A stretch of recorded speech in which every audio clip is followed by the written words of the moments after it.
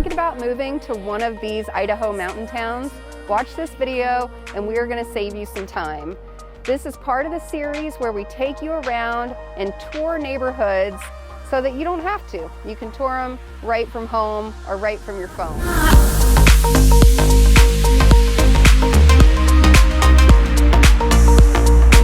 Today we're going to tour COHO Estates.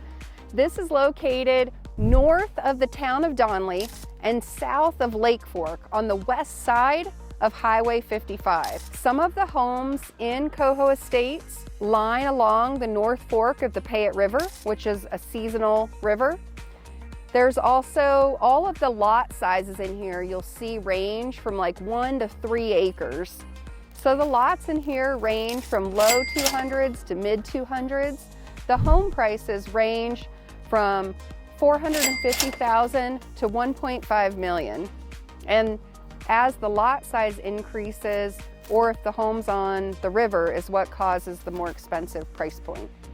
All of the homes in COHO Estates, because they're on, 1+ acre lots and they're not really close to either town, are all going to be on well and septic. So that's important to know. If you're purchasing a lot in the neighborhood, you want to make sure that it's septic approved. The power is provided by Idaho Power, and it's going to be underground utilities throughout the whole neighborhood, which is really nice and gives that really nice aesthetic look when you're driving through the neighborhood. You don't see power poles or anything like that. So in COHO Estates, they do have an HOA fee. It's $25 a year, probably just to keep the HOA intact.